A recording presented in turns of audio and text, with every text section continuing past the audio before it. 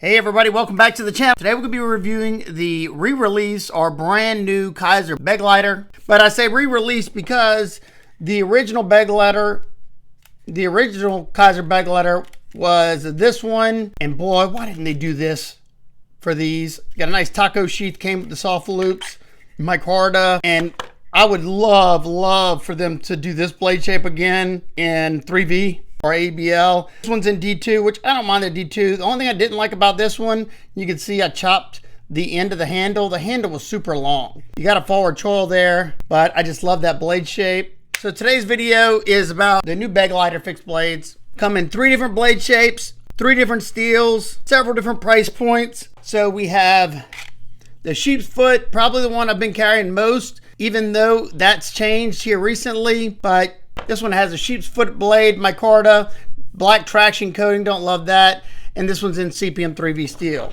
This one's a little bit more affordable because it has textured G10 scales, satin blade of AEBL steel. I bought this one myself. Then we have a drop pointed version with burlap micarta and CPM 3V steel. You can also get an ABL and D2. D2 is the cheapest, obviously. I think right now the D2 is on sale for 47 bucks. I bought one of those just now also. All these knives you see in this video today will be linked down below in the description. Then lastly, we have the Tanto version, G10, black traction coating Tanto. This one is in ABL steel. They also have a Tanto in 3V. I'm thinking about purchasing that one just so I can do some destruction tests with it. The 3V Tanto version is the most expensive one at 96 bucks. But after you see what we do with this one, I think it's worth it. Well, I tested all of them. They're all the same dimensions, just different blade shapes, obviously. But this is the one I was carrying the most. So this is the one that I focused on a little bit more than the rest. We're going to talk about each one a little bit throughout the video. But let's get some specs. You have a total length of 7.85 inches with a 3.75 inch sheep's foot blade, as you can see there, with this black traction coating. It's not quite as rough as, say, a K-Bar's traction coating, but it's pretty close there. After you break down a bunch of cardboard, maybe baton with it, it'll start to smooth that out rather quickly. Just like all of them, you have 2 functional rows of jimping. You got some for the choke back spot, and then some of my favorite up here, so you can get some control doing those fine detailed cuts. Your sharpening choil, I'm gonna call it good. You have some separation from this plunge grind right here. It starts right there. You'll better get all this sharpening light before it'll start to widen on you, but not something I really worry too much about on my fixed blades because it's a quick, easy fix. I don't have to worry about any stop pins or anything like that. Sorry if you hear my dog, and sorry if you hear the grass people next door. Your blade stock thickness is coming in at 0.126, and these come with a high and deep hollow grind that comes down to around 25 thousandths behind the edge. So not super thin. You should still be able to do some light batoning and stuff like that. I just wouldn't go too crazy.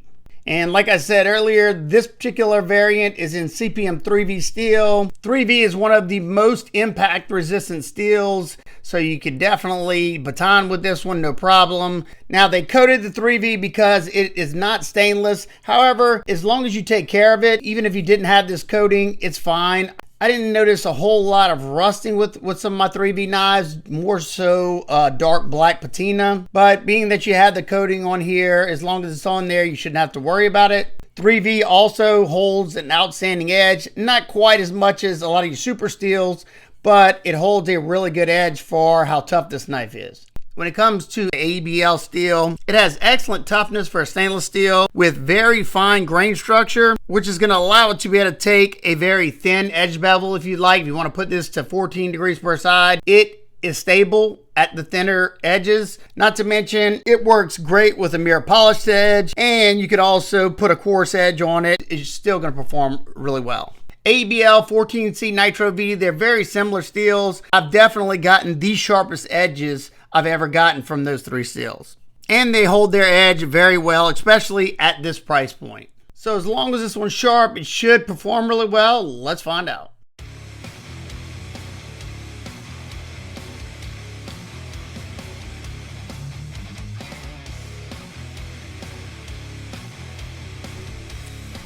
Excellent edge out of box, and because of the hollow grind, doing like single wall cardboard, it's slicing very well.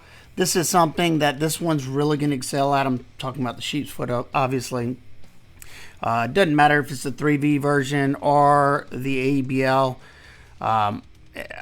I've gotten my sharpest edges ever from ABL, 14C, and Nitro V. They can get so wicked sharp, and you can put a super thin edge on it, and it's going to be pretty darn stable. Now we're testing those ergos, and we start out light. It's doing a good job of making fine feathers because that edge is nice and crisp. And we start to increase the pressure a little more and more. There's no evident hot spots at all, but the handle's skinny. So I'm really squeezing hard so the handle doesn't want to twist in the hand. So it's going to fatigue your wrist and forearms rather quickly. Initially, we start out doing the sisal rope on the flat cutting surface. However, because of this little kick out on the ricasso of the blade, it just made it to where I couldn't get enough of the edge on the flat cutting surface. It made this very difficult to do. So that's why I decided to lift it up on the block. Made it 1,000 times easier, and that way I don't get the blisters I do whenever I try to do stupid stuff like that. Comfortable in the pinch grip because you got a nice chamfer on both sides of the scales, so I got something to pinch onto, and I wasn't sliding at all. And of course, that micarta is such a nice and grippy texture. That's one of the reasons why I love it, and it's nice and soft in the hand without gloves on. But yeah, blasting through here. Of course, being they put a hollow grind, I would have loved to have the geometry a little better for the hollow, but that's okay. As long as you keep it sharp, it's gonna be nice and slicey, and it'll stay that way for quite some time, being that it is a hollow grind. You're gonna have a good bit of sharpening light before it'll get super thick.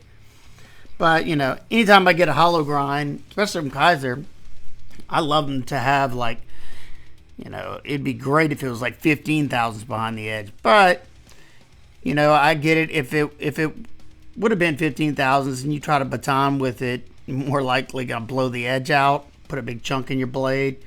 The way it's sitting, you should be able to do some pretty tough tasks, especially with the 3V. This one's also going to excel at those fine detail cuts. Man, there's a little scalpel up there in the front, and I had a lot of control. You can do most of these things on a flat cutting surface that don't require a longer cut, like this bigger piece of tubing I just did. And I'm doing this part mainly because I have it already out, and that way I can get more of that edge working while we're doing this cutting. Same with the denim. I could have done it on the flat surface. It would have just been more of like a drag cut, and I don't know, I just wouldn't have had too much of the edge to be able to use. But great job. Now we go to the drop point, and I just wanted to see how the drop point performed in the sisal rope. And right away, super comfortable. That belly's perfect for doing this type of cutting. If you do a lot of slicing motion cuts, especially on a flat surface, then I would definitely say go with the drop point, possibly the Tanto, depending on what your preferences are. But over time, even though I initially only was exclusively carrying the sheep's foot, over time the drop point ended up in the pocket more and more, and I think it's become my favorite of the two.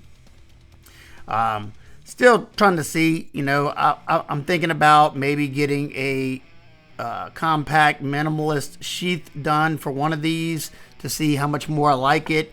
And even with the two-part sheath, it's not bad. I'm not gonna lie and say it's terrible. It just would be nicer, it wouldn't take up as much bulk in the pocket. But yeah, the drop point, outstanding. Mine came with a great edge. I can't promise you yours will too, but Kizer usually does a pretty good job of centering them out sharp. So we have the Tanto, and being it's a Tanto, I wanted to put it through its paces, and this is ABL. I know a lot of people, I don't like hollow grinds because they can't baton at all. What? It's all about the geometry. This is just a thin piece of aluminum. We've done this before. Of course, it's going to blunt the edge wherever it goes through, but I just want to show the piercing power. And I decided to step it up to the galvanized steel. Why not, huh? Let's see what this bad boy can do.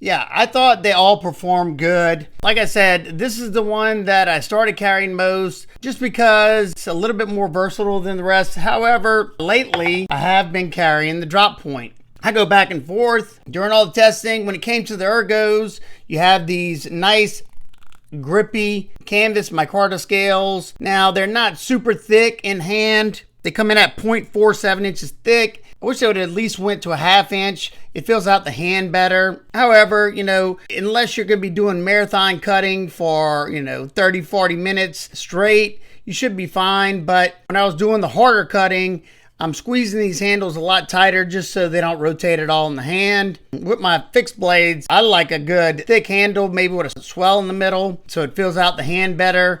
Just because I tend to use them a lot harder. 0.6 and up's excellent.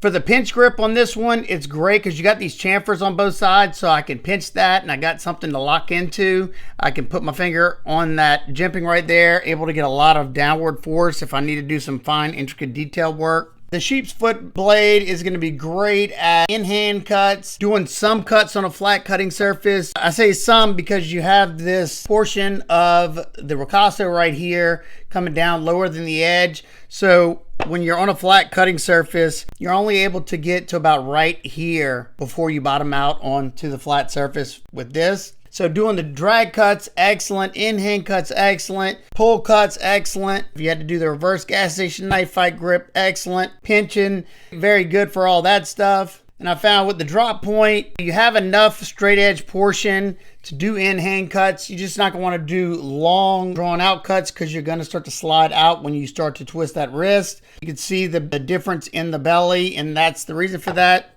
However, this one's really going to shine when you're doing the cuts on a flat cutting surface because you have that belly to use. You can either use right here at the belly, push cuts.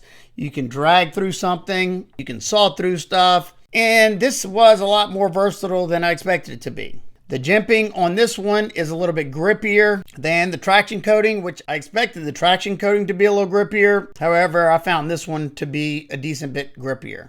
When it comes to the Tanto, this is going to be great for piercing because you have a reinforced tip. You can use that secondary point right there for doing drag cuts.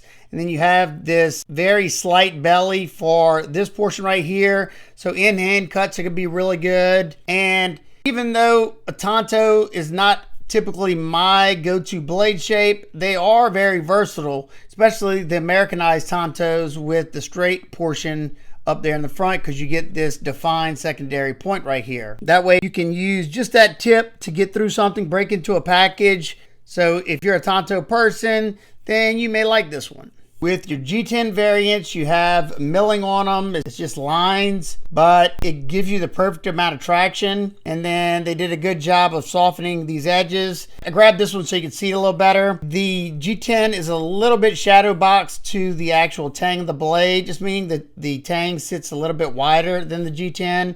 However, they got a nice chamfer going all the way around. I did not notice that at all during any of the cutting. It's obviously a full tang construction. You have an attitude adjuster, lanyard hole in the back right here, pommel. If you need to maybe break some pecan shells or something, you could probably do that with that. You have jimping here, then you have jimping in the back right here as well. They all have the same handle. And for my medium-sized hands, I find it to be nice and comfortable. I had no hot spots that I really noticed, and I have a little bit left over, so it should fit large hands fine. I'm not too sure about XL hands. You do have a lanyard hole there. If you need a little bit more handle room, you can tie a fat knot right there to hold on to. No matter which grip I hold this in, it's nice and comfortable. Pinch grip's comfortable. The reverse gas station knife fight grip's pretty good. You kind of got to wrap your finger around on this flat spot, but definitely locks you in. And then you have a guard right here from the ricasso of the blade. One thing that blew me away right when I pulled one of these out of the box is how incredibly lightweight these are for their size. Just a sheep's foot comes in at 2.59 ounces. That's insane. This one with the sheath and this Alti clip is still only 4.38 ounces. That is awesome. Your drop point with the sheath and the small Tech-Lock style belt clip attachment comes in at 4.68 ounces, so just a little bit heavier. And then the Tanto with the sheath comes in at 4.9 ounces, so not too much different from the drop point. Not to mention they nailed the balance point on these, so it's gonna feel even lighter in hand, being that it's not butt heavy or blade heavy. Even though I think it would have been so much better with the taco sheath, these still carried really, really well, and it's not going to be a deal breaker for me. You know, if I really, really want to, I like them enough to just go ahead and get a taco sheath made for it or a pocket leather sheath. So right now I have the sheep's foot on the Alti clip. You do have a decent bit of handle sticking out, but whenever I'm wearing my lightweight shorts, it tends to like come up like that. And when I got a shirt on, you can't even tell I got something in my pocket. I can retrieve it rather easily, no problem. And on this pair of Hucks that I'm wearing, the little side pocket is actually on the left side. And even though I have it set up for right carry, I just drop it in the pocket like that. If I plan on carrying it, I could clip it to the slit they have for the pocket. But the other day I was just carrying like this because I was walking around the house doing some stuff. And I can pretty much just pull it out of the sheath, use it, drop it in. But most of the time when I'm wearing this particular pair, I just clip it inside the pocket. And lately when I've been carrying the drop point, I've been carrying it scout carry in the front. So this is how I have it hooked. I have the clip that came with it sitting vertical. And as you can see, you can't even tell I got something underneath here. You know, I usually carry it on this side just so it's a cross draw, but here's fine too. I can easily retrieve the knife, and I will probably swap this one to the Alti clip, but they're so lightweight, I completely forget these were even on me.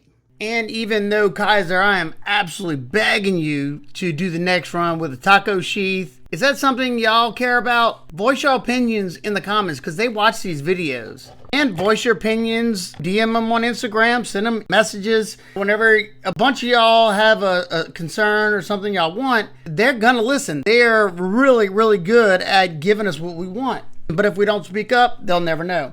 Now time for some quick size comparisons. I'm just using the satin one because it's easier to see. All three models are the exact same length. So it's a little shorter than the Kizer Militao fixed blade and the Volsteed XL Mink. And it's pretty much identical in length to the Kizer Baby and just a little longer than the Kizer Harpoon. And it's just a little shorter than the Ramet Allosaurus, and it's very similar in length to the Sencut Waxahachie. And lastly, it's just a hair longer than the Off-Grid Knives Sidekick EDC and this Olton's fixed blade. Sorry, I cannot remember the number. I'll try to put it up on the screen. Now, being that absolutely no knife's perfect, what are my nitpicks and complaints? My biggest complaint is I wish they would have went with a fold over taco sheath, same thickness as the original one. That way, just like this one. I mean, look, very, very solid retention. And I've not taken it out of this since I bought it, but a year or so ago, whenever these first came out. I would think it's cheaper being that you're not using two pieces. I don't know though. What are y'all thoughts on that? Is that something that bugs y'all? It bugs me. I'm sorry. I think it's mainly because I pocket carry and then I'll scout carry from time to time as well. And it's just a lot more compact that way. And I go back and forth on this, but personally, these, and this is not something you usually hear me say, but these 3V models, this is 3V, this is 3V. They also have this one in 3V. I think it would have been smarter to do maybe a full flat grind with the same geometry. It would have made it a lot more tougher. But that said, y'all saw what I did with this one, and it held up outstanding. I mean, I knew it would. 26 thousandths behind the edge, that's more than enough thickness. And ABL is very strong steel as well. That's why I didn't even do any of that with these, because 3V's way stronger. Maybe possibly thickening up the scales to at least 0.5, but like 0.6 would have been great. Look at the thickness difference between the original Begleiter and the new one. Now, I do get it. You know, this one weighed a lot more than these. It depends on what you're looking for out of your fixed blade. Of course, you know, I love these because of how light they are. They're very easy to carry. So what are my final thoughts on the new Kizer Begleiter fixed blades? I absolutely love them, and I can highly recommend them. Which one should you get? All of them. Before too long, I think I'll own every single different variant they have. Like I said, right before this video, I ordered the micarta and D2 variant just so I can have all the different steels. I hope these are super popular for Kizer so they continue to release new variants. And how many of y'all would want to see this blade shape with the 3V and ABL steel? I don't know about y'all, but yeah, please, Kizer. You can even drop this tip a little bit lower if you want. That would be fantastic. It'd make it super versatile, make it more of a spear point so you don't have two different drop points. That's something y'all want to see. Let them know in the comments. They watch every single one of these videos. If it's something y'all want, we got to speak up. That's the only way they'll know and the only way they may do it. Look at that tip. We still have somewhat, I mean, it's blunted, you know, it's not a sharp tip anymore, but that was galvanized steel we were going through. Nothing thick, but I was barely putting any pressure through it and it was piercing. Oh, it's a hollow grind. Those suck. Blah, blah, blah. Because those people are keyboard warriors that don't ever use their stuff. Because if you did, you would know that with 26 thousandths behind the edge, even though it's a hollow grind, as long as you're not doing nothing stupid, well, I was doing stupid stuff, but taking it any further than what I was doing, you're gonna be fine. And this one right here is only gonna run you like 60 bucks. So if you break it, buy another one. If you're worried about breakage, buy the 3V variant of any of these. I can promise you, it'll be strong enough. I'm loving that Kizer is diving into the EDC fixed blade world. So I would love to hear y'all thoughts. What do y'all like? What do y'all don't like about them? Do you like these sheaths? Would you rather a taco sheath? So that's going to do it for today's video. I rambled on long enough. I'm sure it's pretty evident. I like these a whole lot. They perform great. And I definitely don't think you'll be disappointed with any of them that you might pick up. As soon as I finish the testing on this one, I bought this one. After I finished doing the testing on this one, right before this video, I bought the D2 variant of that. I have the 3V variant of the Tanto in my cart right now. Look at that. This thing held up great. All right, guys and girls, if you're interested in any of these, I will have them all linked down below in the description. They will be an affiliate link, so if you want to help support what I do here in this channel, it helps me pay for all my testing materials. I can't thank you enough. If not, no sweat at all. I just enjoy having you here. And I hope every single one of y'all is having a fantastic day today. Remember, keep these blades sharp, smile more.